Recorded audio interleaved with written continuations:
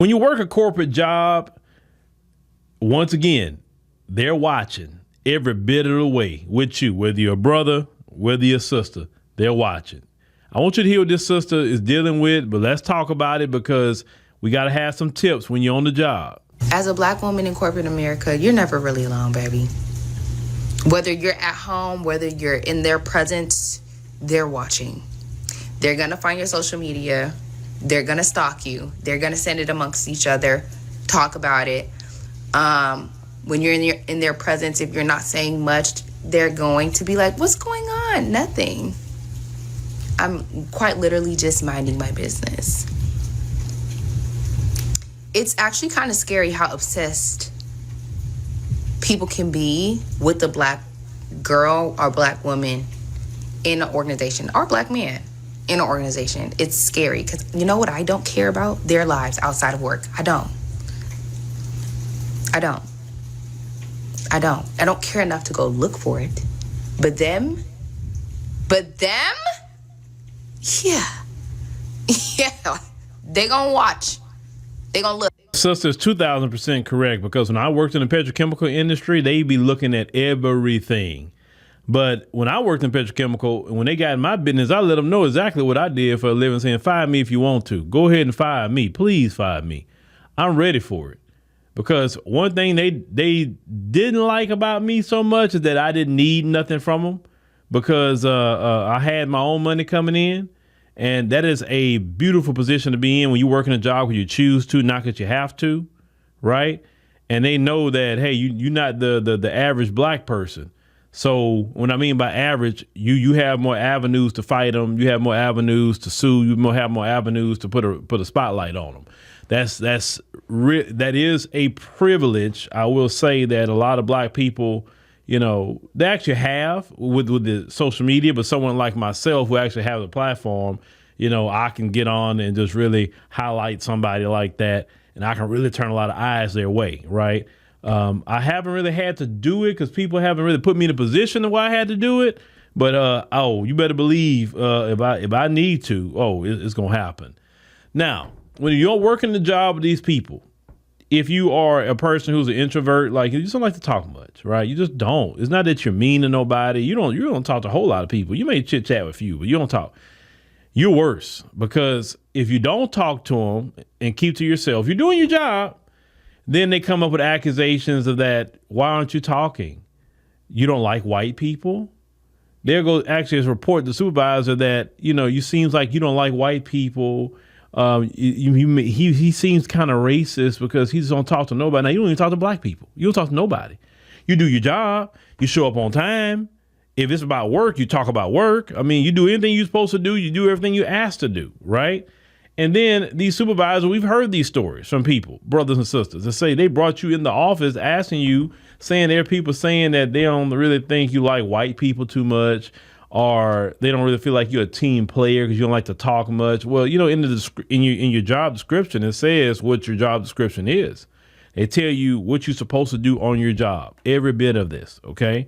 They tell you, they didn't say you have to talk to everybody. They say now you have to work with people and get the job done. But it doesn't say you have to talk with everybody. You're not there for friends. You're there to get a check. Okay, so that's one issue you got to deal with. If you talk too much, then that can get you messed up, because they'll try to get you to say certain things to get you fired too. So you got to walk a fine line with some of that. Me personally, I talk when I had to. I didn't sit up here and chit chat with them. Now, when it comes to your social media on these jobs, especially the higher you go up the pay scale, right, and the tax bracket with these jobs, make sure all of your social media is put to private. Your TikTok, your Instagram, your Facebook, whatever you got that's on so anything considered social media, make sure it's all private. You take a risk making public videos. So I guess you have a TikTok, you want to talk about things, make sure it's behind a private deal. When it comes to YouTube, unless you're talking about just, hey, you travel. But then let's say if you're talking about your travel. Let's say you're not talking about nothing controversial. Just, hey, I went to Bali for a week and I filmed it. And hey, I do travel content. I work at this job, but I also do travel content at the same time. They will get jealous of that and say, well, how much they paying you here? Because I saw your video on YouTube. You went to Bali. That was a nice hotel. And I saw you flew on a good airline and you was eating so good. You still look so relaxed. I mean, like, man, I need a raise because I can't afford that. They'll start saying something like that. Or you buy a new car. They don't know how you got the car. They don't know if somebody gifted you the car. They don't know if that car was on sale and it was such a good deal. They don't know nothing about the car. You pull up with the car and they were like, oh, LaSherica, that's a nice car. Like, boy, it's amazing. You know, it's such a nice car. How much you paid for that? They don't know how much you paid for it. Well, how much you paying per month? Like, are you going to give me some money on the note? Why are you asking? Well, that car is normally, $52,000 and you can afford that. Let me tell you some true story. What happened at the job? So a partner of mine pulled up in a Porsche Panamera at the job. No, not Panamera, Cayenne. He pulled up with a Porsche Cayenne at the job. It was a used one. Had low miles, but he had that. He pulled up. You should have seen all the white folks come outside looking at the brother's car. And you know what the head, like you had the plant manager, then the plant manager's supervisor. He came out and he said, you got that car? Well, shoot, how much are we paying you? He said that. He actually said, how much are we paying you? Like, what kind of crap is that? You don't know how that brother got down with his money? You don't know nothing. But for to come out and say, how much are we paying you is straight jealousy. They don't want us to have nothing. All they want to see with us is struggling on Section 8, food stamps, in a crime-ridden area. Our kids are bad off. Us growing up in single mother households, just struggling. Oh, they want to see us like that. But if you come from a 2-parent household, your parents are successful, you went to a good school, whether it's public school or you went to a great private school. Let's say you went, you put your kids through college, and everything like that. Your kids become successful. They can't stand that. And then once again, that's what goes back to that Shadura Sanders thing.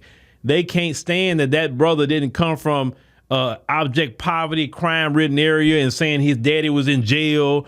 You know what I'm saying? They would love Shador if his dad was in jail. He grew up in a single mother household and he had a white girl on his arm on draft day. Oh, they would have loved it. They would have loved Shador with that. Shador didn't have no white woman on his arm on that day.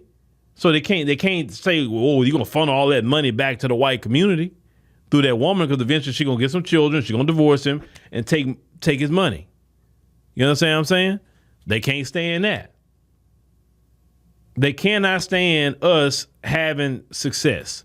They'll tell you work hard, get it by merit. Then when you do, they're trying to figure out ways to sabotage you out of your job or your career. That's why I tell black folk, get your education if you need it for a particular job. Get on that job and learn. If you can work there 5 years, learn. Then figure out a way, can I take these skills and open up a business on my own? And while you're working there, you start opening that business on your own. You're going to start off small, but you're going to have to literally work 2 jobs. You're going to work your job and then the business. You don't tell nobody you got a business. You don't tell nobody nothing. You're just doing your thing. Once that job outside of that, right, your business, start making 2 to 3 times more than what you were making at that job, then you could, at that point, you could say, okay, I'm going to choose to leave. But hey, it may be a good situation that you don't have to leave. So I say work the job as long as you can until you get to a point where now you're losing money by working this job over here. But they can't stand successful black people. So they always going to be in our business. And what I've learned, us having our own businesses cut down a lot of that problem. I'm telling you. I don't deal with those problems anymore. I don't deal with any of it. When I walked away from petrochemical at the end of 2022, it's been so freeing. It's been so freeing. So if you want to get away from them with all that, create your own business, and that's will cut down your interactions by 90%.